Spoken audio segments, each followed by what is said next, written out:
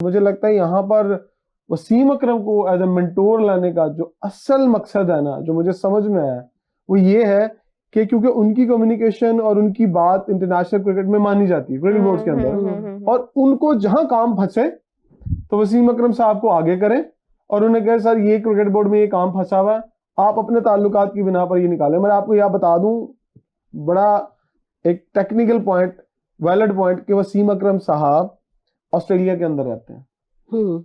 उनकी जो परमानेंट अब रिहाइश है, उनकी वाइफ भी ऑस्ट्रेलिया से है, वो ऑस्ट्रेलिया में रहते हैं। ऑस्ट्रेलियन क्रिकेट बोर्ड और ऑस्ट्रेलियन क्रिकेटर्स के साथ उनके बड़े अच्छे ताल्लुक हैं।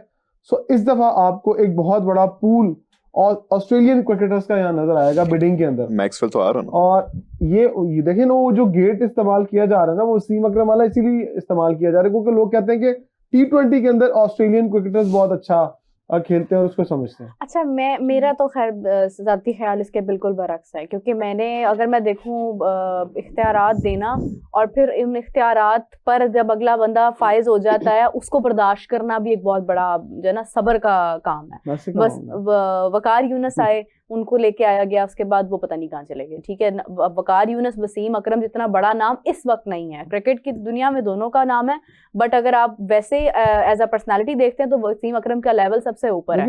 अब वसीम अकरम की जहां तक बात है, जितना उनको पैसा देगा बोर्ड वो उतना काम करेंगे, उससे बढ़ के वो उनको जरूरत नहीं होगी कि वो इसको जाके फोन करके कह रहे हैं भाई तुम आ जाओ, मैं मेंटोर हूँ, भाई तुम आ जाओ। उनका भी एक लेवल है, वो वसीम अकरम है, वो किसी को ये नहीं कहेंगे कि प्लीज आप मेरी खातिर जो है ना वो आ जाएं। मैं आपको एक और हिंट दे देता हूँ, वसीम अकरम के अमेरिका के अंदर बहुत तगड़े जो फाइनेंसर्स है ना, उनके बड़े अच्छे ताल्लुक हैं। देखिए, वसीम अकरम की पर्सनैलिटी का होना सिर्फ अट्रैक्ट करेगा दूसरे प्लेयर्स को, दैट्स इट। वैसे हमारी जो सीनियर प्लेयर्स है ना, उनको ऊपर भी वैसे इनको ट्रस्ट करना चाहिए, उनको मौके देने चाहिए, चांसेस देने चाहिए।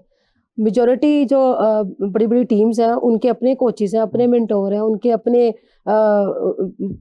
बॉलिंग कोच हैं उनके, बट हमारे यहाँ पे हमारे दूसरों पर डिपेंड करते हैं। देखिए वो तो एक मर्जी है ना, फ्रेंचाइज ऑनर की मर्जी, वो जिसको मर्जी कोच रखे, जिसको मर्जी मेंटोर रखे, जो मर्जी करे। लेकिन वसीम अकरम के हवाले से मैं बता रहा था कि अमेरिका के अंदर बहुत सारी ऐसी लीग ऑनर्स, जो आपको पता है कि अमेरिका के अंदर भी क्रिकेट लीग हुई, उनके जो ऑनर्स थे उन्होंने वसीम अकरम के साथ, ये मैं अपने जराए से आपको बता रहा हूँ कि उन्होंने जितनी इन्वेस्टमेंट पाकिस्तान क्रिकेट बोर्ड मुतवक्को कर रहा है ना, वो ऑलरेडी डन है। और एक टीम का मोहसिन नकवी साहब ने भी अपनी प्रेस कॉन्फ्रेंस में कहा कि उन्हें उम्मीद है कि जहां जहां रोड शोज हुए हैं वहां से एक टीम आएगी। और अमेरिका से तो आप पक्का लिख रहे कि अमेरिकन इन्वेस्टर्स पैसे हाथ में लेके खड़े हुए, ब्रीफ केस में उन्होंने डालनी है। अब जैसे बिडिंग होनी है कन्वेंशन सेंटर में, बल्कि उन्होंने पूरे पाकिस्तान के स्पोर्ट्स जर्नलिस्ट को दावत दी है कि वो हाँ उस बिल्डिंग का हिस्सा बने, क्योंकि कन्वेंशन सेंटर बहुत बड़ा है तो उसको भरना भी है। अब खाली कन्वेंशन सेंटर में तो नहीं हो सकता ना, या हो सकता है कुछ छोटा सा हॉल वहां पर हो तो वहां हो जाए, ये मुझे अभी कंफर्म नहीं है कि बड़े हॉल में होगी या किसी छोटे हॉल में होगी। बट सब लोगों को दावत दी है मोहसिन नकवी साहब ने वहां पर कि आप सब लोग वहां जर्नलिस्ट पहुंचे और देखें कि कितना शफाफ तरीके से जो है वो बिडिंग हो रही है। तो हमारी भी ख्वाहिश है कि मोहसिन नकवी साहब जो काम कर रहे हैं, ज्यादा बड़ा इन्वेस्टर लाने वाली वो उसमें कामयाब हो जाए। बट लेकिन ये कि अभी जो T20 स्क्वाड श्रीलंका का जो उन्होंने किया है उसमें बहुत बड़ी चेंजिंग नहीं की उन्होंने। अब्दुल नाफे जो नए हैं, अब्दुल समद हैं, ये नए प्लेयर्स इनको सामने किए हैं। अब्दुल समद, इस पे बात स्क्वाड में बात करते हैं, लेकिन उससे पहले मैं चाह रही हूँ कि थोड़ा सा हम लोग रिकैप की तरफ जाएं, क्योंकि नया साल आगाज उसका होने वाला, नए साल का, और ये साल खत्म होने वाला है।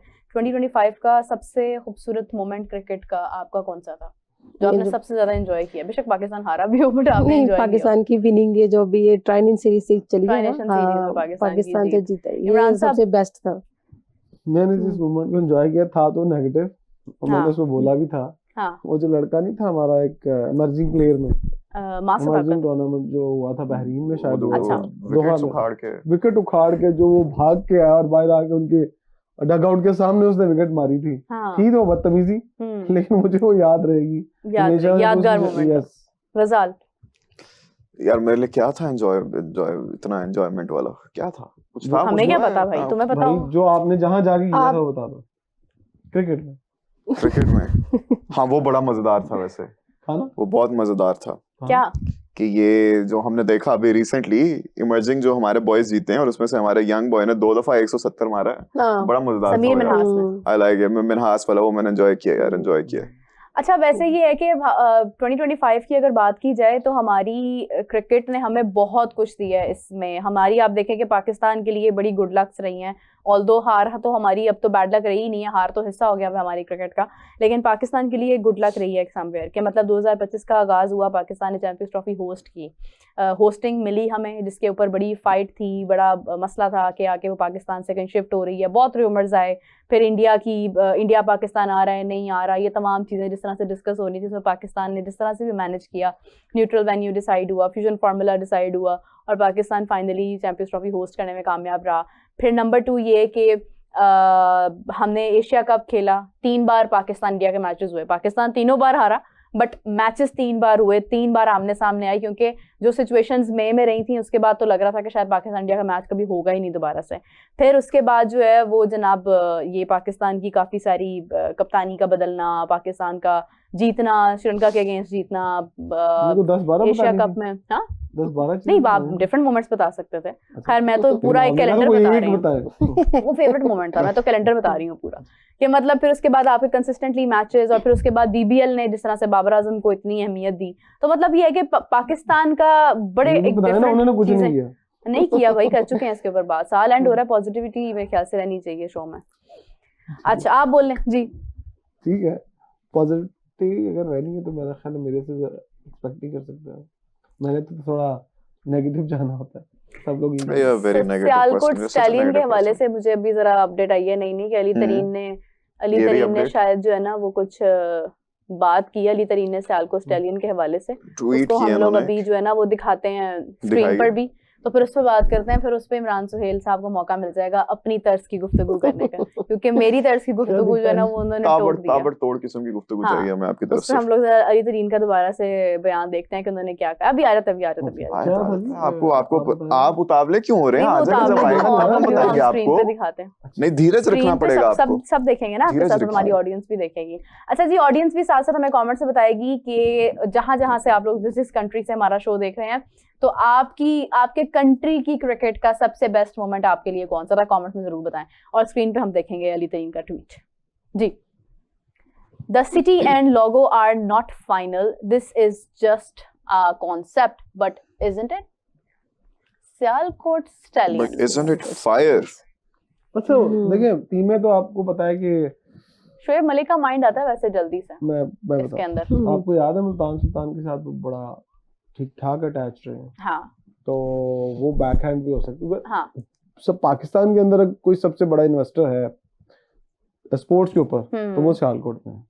बहुत बड़ा पैसे वाला बंदा वहां बैठा हुआ है, और अगर शोएब मलिक है पीछे और कंसोशियम है, मैंने जो आपको कहा था मिलके कोई आ रहा है, तो उसके अंदर अली तरीन है, क्योंकि ये इजाजत जरूर दी होगी। अगर कल एक हिंट आया ना तो इस हिंट को छोटा मत समझिएगा कि अली तरीन को इजाजत है कि वो नई फ्रेंचाइज ले सकता है, ले सकते हैं।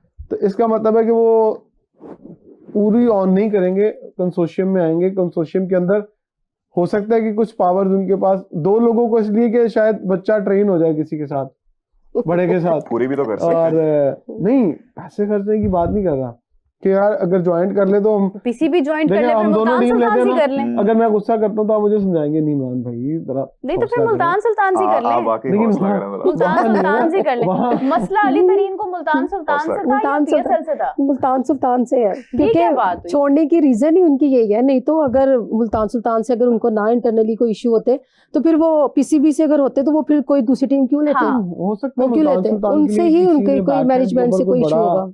फाइनेंसर आ हाँ गया जी। हो, और जिसको, और मुझे मेरे दिमाग में खटक रहा है वो स्पॉन्सर ना, हाँ इनका तो दावा था। FFC